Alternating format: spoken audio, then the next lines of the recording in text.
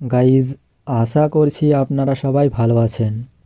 আপনারা হয়তো অনেকেই জানেন, যে কোনো ধরনের ব্লগ বা ওয়েবসাইট তৈরির জন্য হোস্টিং অবশ্যই প্রয়োজন হয়ে থাকে, যেটি ছাড়া কোনো ব্লগ বা ওয়েবসাইটই রান করানো যায় না। এও হয়তো অনেকেই জানেন, shared hosting, cloud hosting, dedicated hosting, VPS hosting সহ অনেক হোস্টিং রয়েছে। কিন্তু কোন হোস্টিংয়ের কী কী কাজ রয়েছে, কী কী সুবিধা বা বৈশিষ্ট্যগুলি রয়েছে, কোন হোস্টিং কাদের জন্য প্রয়োজন হতে পারে, সেই সম্পর্কে হয়তো অনেকেরই অজানা রয়েছে। তো যাই হোক, আজকের এই ভিডিওতে ডিসকাস করা হবে ভিপিএস হোস্টিং কী, ভিপিএস হোস্টিং কাদের জন্য প্রয়োজন হতে পারে এবং ভিপিএস হোস্টিংয়ের কী কী সুবিধা বা বৈশিষ্ট্যগুলি রয়েছে সেই সম্পর্কে। তো আপনার জন্য কি ভিপিএস হোস্টিং প্রয়োজন হতে পারে, তা যদি আপনি জানতে চান তাহলে এই ভিডিওটিকে সম্পূর্ণ দেখুন। তো গাইজ, ভিপিএস অর্থাৎ ভার্চুয়াল প্রাইভেট সার্ভার, যেটি ডেডিকেটেড হোস্টিংয়েরই একটি অংশ, কিন্তু শেয়ার্ড হোস্টিংয়ের বিপরীত। কারণ শেয়ার্ড হোস্টিংয়ে কী হয়ে থাকে, এক্সাম্পল হিসেবে একটি 2 সিপিইউ কোর এবং 4 র্যামযুক্ত সার্ভার রয়েছে। তো শেয়ার্ড হোস্টিংয়ের ক্ষেত্রে কোম্পানি যতজন ব্যক্তিকে চাইবে ততজন ব্যক্তিকেই ওই সার্ভারে যুক্ত করতে পারবে। এক্সাম্পল হিসেবে 10 জন ব্যক্তিকে যুক্ত করলো, তাহলে ওই 10 জন ব্যক্তি ওই 2 সিপিইউ কোর এবং 4 র্যামযুক্ত সার্ভারটিকে অ্যাক্সেস করতে পারবে।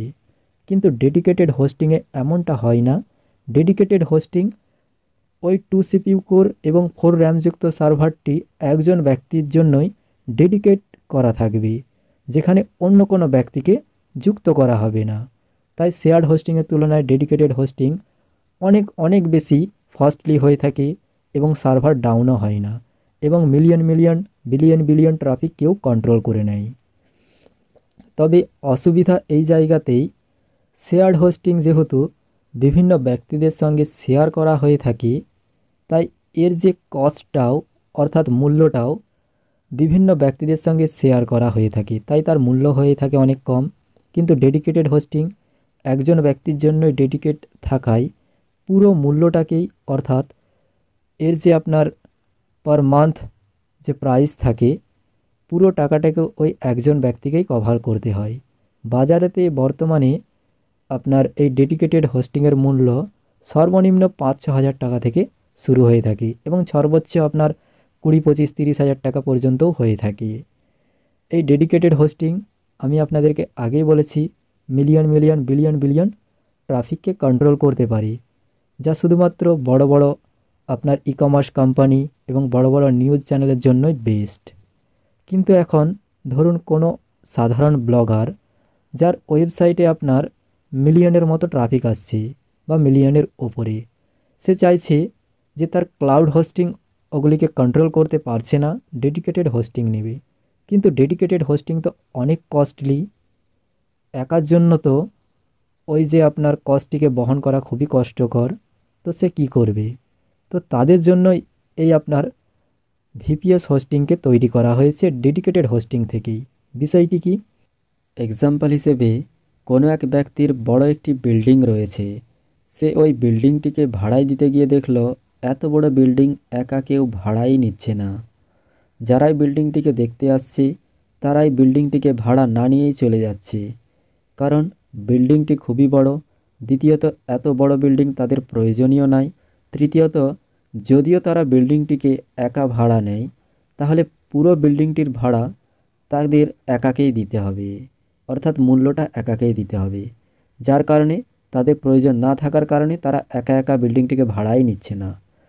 সেই কারণে বিল্ডিংটির মালিক ভাবলো, যেহেতু বিল্ডিংটিতে সেপারেট সেপারেটভাবে ফ্যামিলি রুম থাকার ব্যবস্থা রয়েছে এবং প্রত্যেকটি ফ্যামিলি রুমেতে সেপারেট সেপারেটভাবে কিচেন, বাথরুম এবং অন্যান্য প্রয়োজনীয় সরঞ্জাম রয়েছে, যার কারণে সেপারেট ফ্যামিলি রুমগুলোকে অন্য কোনো সেপারেট ফ্যামিলি রুমের কোনো কিছু ব্যবহার করার প্রয়োজনীয় হবে না।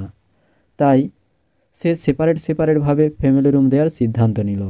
যখন এই সিদ্ধান্ত নিল, তখন যে সমস্ত ব্যক্তিরা সেপারেট সেপারেটভাবে ফ্যামিলি রুম নেওয়ার সিদ্ধান্ত নিয়েছিল, তারা ওই পুরো বিল্ডিংটিকেই সেপারেট সেপারেটভাবে ভাড়া নিয়ে নিল। এইভাবে পুরো বিল্ডিংটি ভাড়া হয়ে গেল।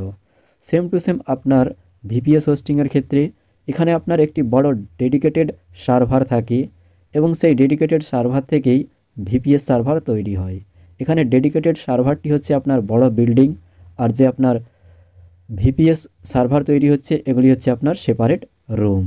যেমন একটি ডেডিকেটেড সার্ভার যদি 8 সিপিইউ কোর এবং 16 জিবি র্যাম যুক্ত হয় এবং সেটি থেকে যদি 4টি ভিপিএস সার্ভার তৈরি করে, তো সেক্ষেত্রে আপনার র্যামকে 4 ভাগ করে দেবে, অর্থাৎ আপনার 4 জিবি করে র্যাম হয়ে যাবে এবং 8 সিপিইউ কোরকেও 4 ভাগ করলে আপনার 2 সিপিইউ কোর করে প্রত্যেকটি ভিপিএস সার্ভার হয়ে যাবে, অর্থাৎ প্রত্যেকটা ভিপিএস সার্ভার আপনার 4 জিবি র্যাম এবং 2 সিপিইউ কোর যুক্ত হয়ে যাবে। যার কারণে যদি আপনার ওই ডেডিকেটেড সার্ভারটির মূল্য 10,000 থেকে থাকে পার মান্থের হিসেবে, তো সেক্ষেত্রে ওই আপনার ভিপিএস সার্ভারগুলোকে পার মান্থ হিসেবে 2,500 টাকাতেও প্রোভাইড করা যেতে পারে। যার কারণে সাধারণ ব্যক্তি যারা সাধারণ ব্লগার চাইলে ওই ভিপিএস সার্ভারগুলোকে নিতে পারবে। কেননা হয়তো কোনো ব্যক্তির আপনার সে পরিমাণে ট্রাফিক নাই কিন্তু ভিপিএস সার্ভারের প্রয়োজন, তো সে কি করবে? সে তো ডেডিকেটেড সার্ভার নিতে পারবে না, কেননা অনেক মূল্য। তো সেক্ষেত্রে সে চাইলে এই ভিপিএস সার্ভারগুলো নিতে পারে, যা তাদের প্রয়োজনগুলো মিটে যাবে। এর পরবর্তীকালে যদি ট্রাফিক বাড়তে থাকে তখন সে চাইলে ডেডিকেটেড সার্ভারেতে রূপান্তরিত করতে পারে, কেননা যখন ট্রাফিক বাড়বে অবশ্যই আর্নিংটাও বাড়ছে সেই হিসেবে। এই হচ্ছে আপনার ভিপিএস সার্ভারের ফান্ডা। গাইজ, আশা করছি আপনারা কিছুটা হলেও বুঝতে পেরেছেন। যদি এখনও কোনো ডাউট থেকে থাকে নিচে কমেন্ট করবেন, আমি যথাসাধ্য উত্তর দেওয়ার চেষ্টা করব। তো ভালো থাকুন, সুস্থ থাকুন এবং চ্যানেলে নতুন এসে থাকলে চ্যানেলটিকে সাবস্ক্রাইব করুন। Thanks for watching.